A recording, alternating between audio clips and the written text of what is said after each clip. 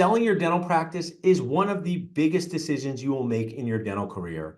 And buying that practice is the biggest. I am so thrilled to be here with our transitions expert, key resource and sponsor of our Dental Nachos community, helping us understand how to make the best decisions in big decisions in our career, like buying and selling a dental practice. If you would like to connect with the Dental Nachos community and our experts, to learn more about buying a practice, just text BUY to 215-543-6454 or text SELL to 215-543-6454 if you're ready to sell your dental practice. You also can reach out to us at dentalnachos.com. So I want to welcome my guest and transitions expert to the show. Please share with us who you are and what you do to help dentists. Hello, and thanks for having me. It's good to be here. My name is John Tresller, and I'm with DDS Match, and I cover all of Georgia and, specialize in practice sales and associate placements and, really getting doctors prepared for when that eventual day does come that they decide to ride off into the sunset. I like that. They hang up the handpiece that's been sterilized 1,000 times and they say, I'm out of here. And this is the time in the podcast where I usually like to bring up my failed dreams, John. So my dream growing up was to play professional basketball in the NBA, shoot threes and throw down dunks for the 76ers. When you grow to this size and have this speed, you know what has to happen, John? You got to get new dreams, different dreams. So this is my backup dream of bonding dentists together. But the theme of team is so common in making big decisions. Share with us, you're the dental practice broker working for the seller, and we're going to dig into more details. But if someone was just listening to this part in the podcast, who else is on the team for these sellers? Who else are you connecting with? The seller saying, I got to start this process and I don't have any advisors. Walk us through that for a minute. Yeah, each scenario is a little different. And one of the first questions when I meet with doctors that say, look, I'm considering selling. One of my first questions to them is, what are you going to do? Yeah. What are you going to do after you sell? And if they say, I don't know, then they're probably not ready to sell. So we need to figure out, what are you going to do after transition and what does that look like? Another thing I do immediately is say, have you spoken to your financial planner? Yeah. One thing that I get a lot of times is say, well, I've got a guy I work with. Well, when did you last speak to this guy? And, if they say a year, 2 years ago, then they really don't have a guy. So what I suggest is get with a financial planner, and we have access to, dental financial planners to look over their finances and really just kind of say, this is what it looks like if you were to sell today. Now, I do that up front, obviously, because you don't want to get too far down the line with this doctor that's looking to sell. Then all of a sudden he realizes, well, heck, if I sell, what am I going to do the rest of my life? I love what you're sharing. And I want to interject. I always tell my wife, I just interject with brilliant ideas. I don't interrupt, just take my word for it. Okay. But what I want to share is I'm trying to help the brokers on the DDS Match team talk dentists so you can relate to your dentist clients better, because I am a dentist and I can give you some of these dental terms. And what you just shared was so valuable. It made me, the way you could explain this to a dentist, since, I don't know if you plan on going to dental school as your next career, is that we need x-rays, models, photographs to make a treatment plan. And we can't promise our patient something without that data. And I think dentists oftentimes, because I've been in, your place, have unrealistic expectations about what a broker can promise them before getting the data. And some of your colleagues, the theme of team with the DDS Match brokers is amazing, because you guys have brokers spread out across the country. Is that, one of your colleagues shared that they were about to sell practice and the person's financial planner said to the dentist at the 20-yard line, what are you talking about? You don't have enough money to retire. And they said, oh, geez, I guess I won't sell. And then everybody's energy and time is wasted. So I think that take home point of knowing what you're going to do after you sell your practice is key. And then do you have enough money? And this, I don't know if you're familiar with the name Dick Collier. He was the father in the Collier Associates, and he was my dental school graduation speaker. And I was sitting there listening to him, and he said a dentist can only retire if they can say yes to two things. Do they have enough money? Not many can, but some can say yes. But more importantly, do they have something else to do? Because he told the stories of spouses making their dentist spouses go back to work. So I think your point there is so key. What are you going to do after the transition? So in helping sellers here, tell me a little bit about this practice optimizer experience. And then a key point, how many years out do you recommend them starting to formulate their exit strategy? Well, I'll start kind of with the first question, the starting to formulate your strategy. Um, Pretty much I was taught in business school that, as soon as you start a business, you should start planning your exit strategy. Now that exit strategy is going to change, depending on how many years you are in the practice, and what your goals are. Is it to retire at 40 versus 65, but immediately we need to sit down together and review at least annually um, your strategy. And a lot of things can change, and you've got to be prepared for the unexpected. What if you're in an accident? Yeah. What if something really happens to you and God forbid you can no longer practice? That is a forced exit, not the one you planned on, but at least we're prepared for it. And And let me just ask you to deepen this, because in dental school, John, we are taught what goes wrong all the time to a right, degree that is unhealthy, right? Dental implants are one of the most successful things you can give to a person on earth. Works out well, John, over 90% of the time. But in dental school, we're taught they can fail, they can go wrong. What happens if they fail? What do you do if it fails? And as a good dentist, you should know how to troubleshoot, right? But I'm going to come back to your story, because one of my mentors a few years ago died suddenly, and his wife reached out to me, and they were not prepared to take right. the next step. So just tell our dental audience, if you are not prepared, if something happens, an injury, a death, a problem, and you are not prepared, will it cost you time? Will it cost you money? Will it cost you morale? Share with them some of these, be honest, nightmare scenarios and what happens. Yeah, I mean, it's unfortunate, but it happens. And when it happens and you're not prepared, it's catastrophe for your loved ones, and financially. And it's, they say that practice devalues 1.5% per day that there's not a doctor I in want there. you to, so 1.5% per day. So Correct. after 30 days, we're looking at could be half the value of that practice. And just because this may be fundamental to us, but what we're doing with these educational podcasts is, if I was going to teach you about dental implants, I got to start from the beginning, right? I got to start from the beginning. So we're teaching dentists about transitions. Why does the value, I mean, if someone's saying, oh, it's a business, it's still a good business, why specifically dental practices does the value drop dramatically without the practice owner there to do dentistry? Well, yeah, it's a couple things.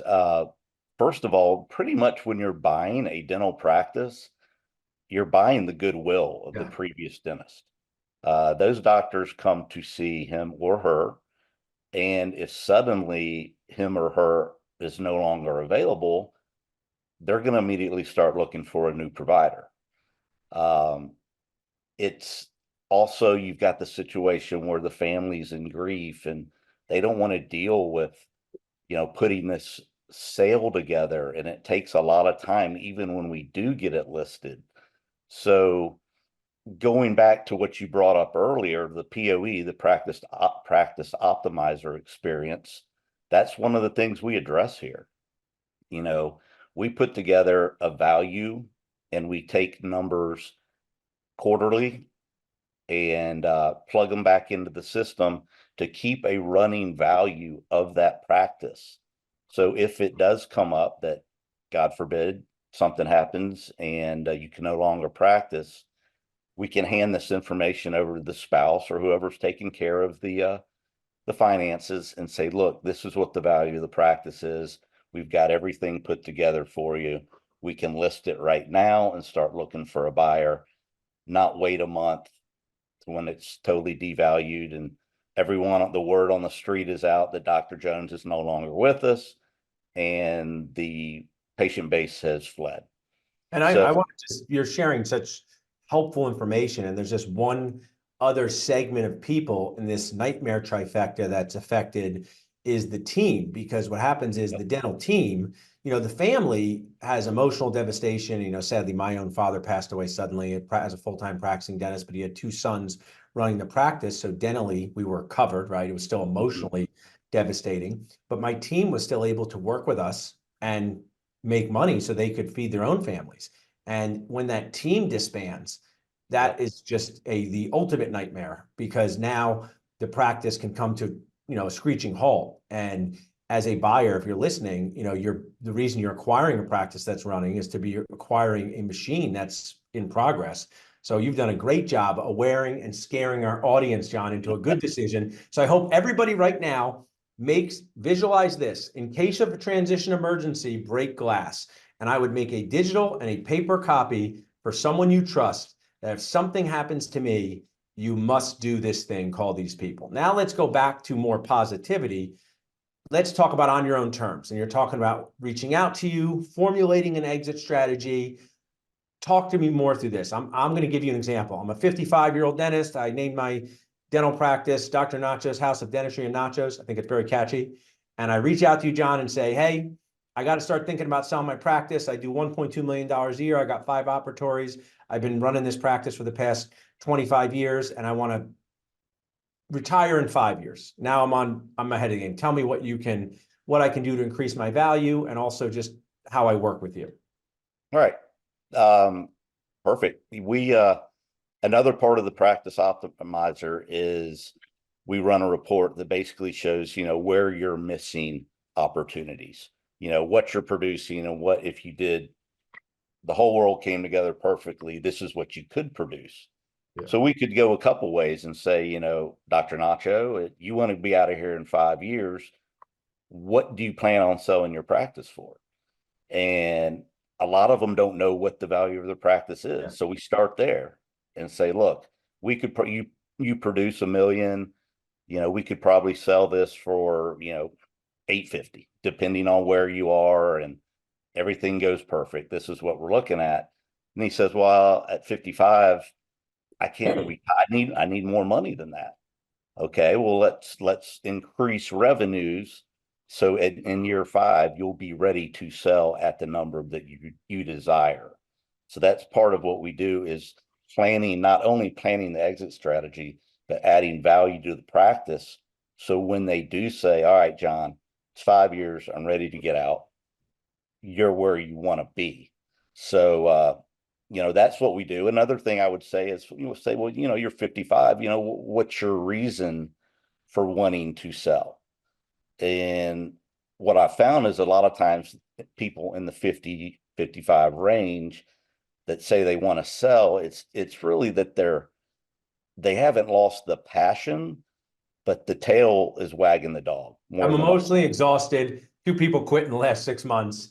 Yes. Patients insurances are driving me nuts. It's I will share with you, and hopefully I can share this with social proof, because I am a dentist, that it is not the inside the operatory stress, it is the outside the operatory stress. I mean, exactly. I've been in your shoes, and that's why we're such great collaborators here.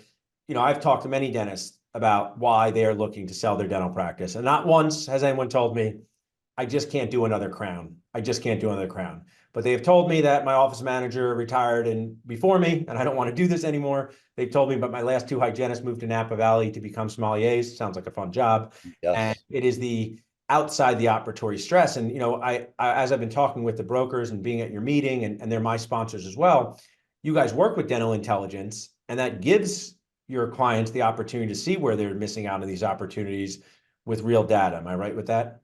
Exactly.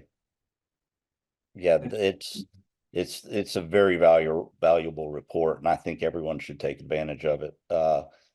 Whether you're looking to sell in 1 year or 5 years. And if I can talk to the buyer here, as you talk to buyers, and one time I sold a practice in New Jersey, John, and I was talking to the buyer at the end, and she said, you know what, Paul, next time I do this, I want you to work for me. And I say, nope, I'm on one side only. I work for the seller, but I work with the buyer. As we start to talk about the value of brokers, and I myself, I will admit, some things I regret in life, and one was working with a dual representation broker as a buyer and not understanding the process and overpaying and not asking the right questions. So to me, John, dual representation brokers that's nacho nuts. But tell us a little bit about what value does a broker provide to a seller, and for maybe buyers listening, how you do work with the buyer, not for them. Yeah, I mean, you're correct. I only represent the seller. So all of my fiduciary duties are to the seller. Now we go out and find buyers and work with buyers. But I'll be very upfront with the buyer to say, look, I represent the seller, and just make that very clear. That doesn't mean I'm out to get the buyer. It just means that I'm going to navigate the ship uh, with my client's best interest in mind, and kind of get it to the finish line. Because get starting a practice of a transition and putting two people together and actually getting it to the closing table is a lot harder than people think. There's a lot of emotions that go into it. There's a lot of banking situations that go into it, but there's a lot of things that we do as a representative of the seller. Is probably one of the biggest things we do is we drive demand. I mean, if you go to sell, which for a lot of people, this is their biggest asset and this is their baby, they've worked at it for over 40 years. I don't think anyone would just throw a listing up there and take the first offer. So we have a network of buyers around the country that we would market to, bring in multiple offers, and hopefully get some kind of, not a bidding war, but increase the value of the practice for the seller and make sure they get a fair deal, a fair structure if they're selling to a DSO, to really be happy at the end of the day. When we shake hands at the closing table and go have dinner, I want everyone to be happy. So I love that attitude. And I want to share, as someone who plays so many roles in this world and has done this, that I may at times, John, purchase a bottle of water for $6, overpay for that bottle of water because my 5-year-old needs it. I prefer to get it at Target, but I need to buy that bottle of water because the time is to buy it is now. And now I'm going to use this analogy with sellers.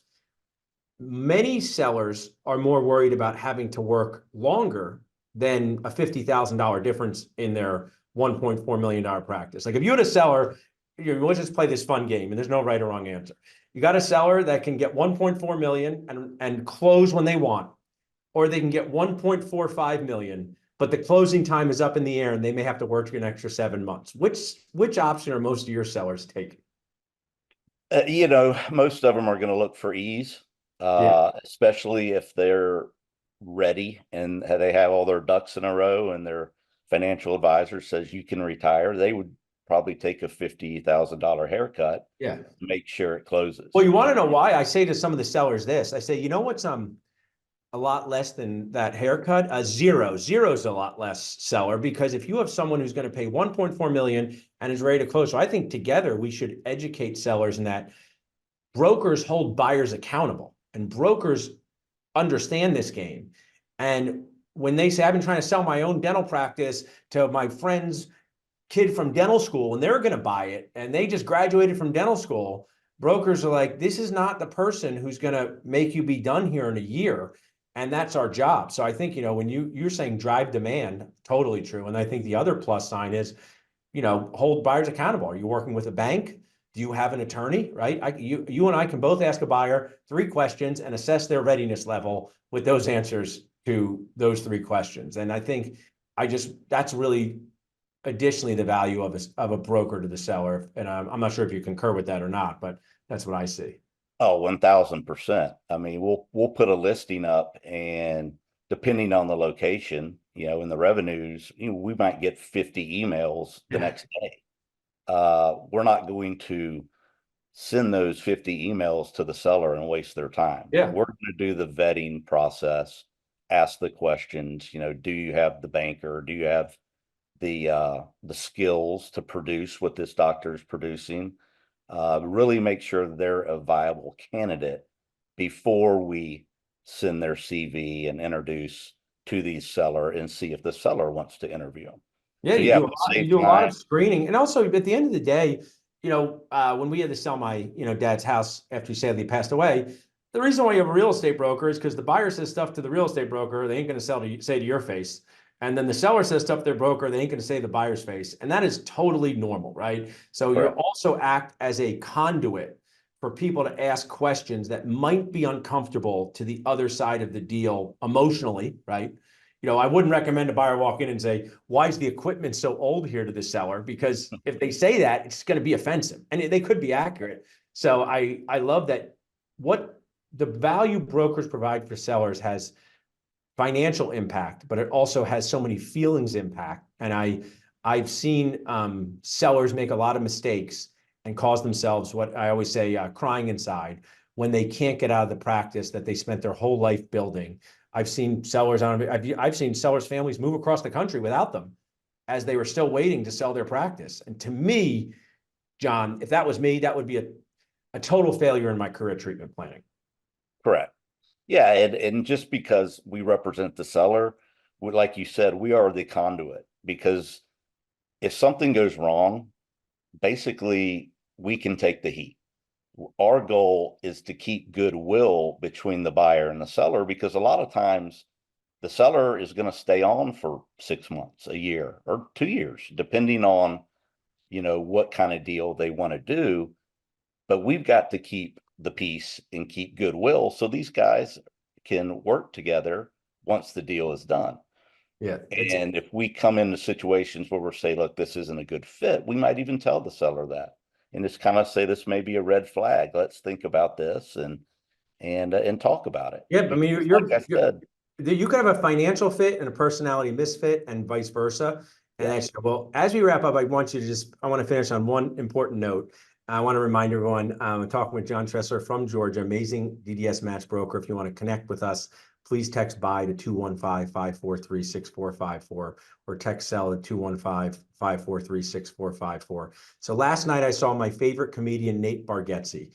And Nate Bargatze is hilarious, John. And he has a joke where he says, I'm the dreamer in the family, and my wife is the one who cares about money.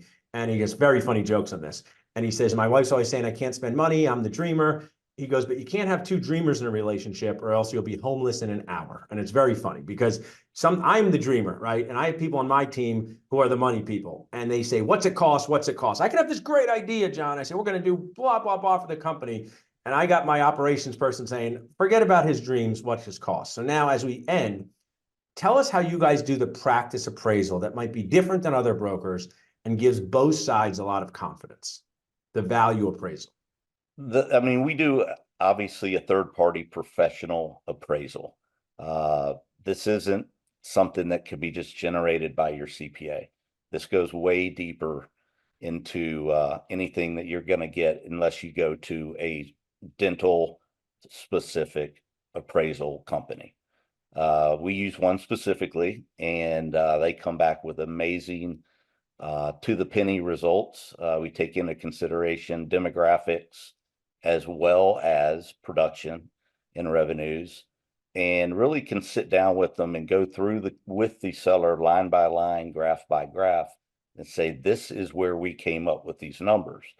If we take this to a buyer or to a DSO, we can back up and support our claim that your practice is worth X, because everyone's going to want to say it's not worth X, but we can prove it is. I love So that. using that kind of professionalism really sets us apart from the sort of the competition. As someone who's been involved in this world in all angles, as a buyer, as someone who's had to be involved with practice appraisal as a broker, that is just such a phenomenal aspect of creating confidence in everyone involved in the deal. And I so appreciate you sharing with us today, John. Together, we are going to help transition dreams come true. Avoid screams. That's my rhyme. To make your dreams come true, avoid transition screams. Thank you so much for sharing with us today. Thanks for having me, Paul.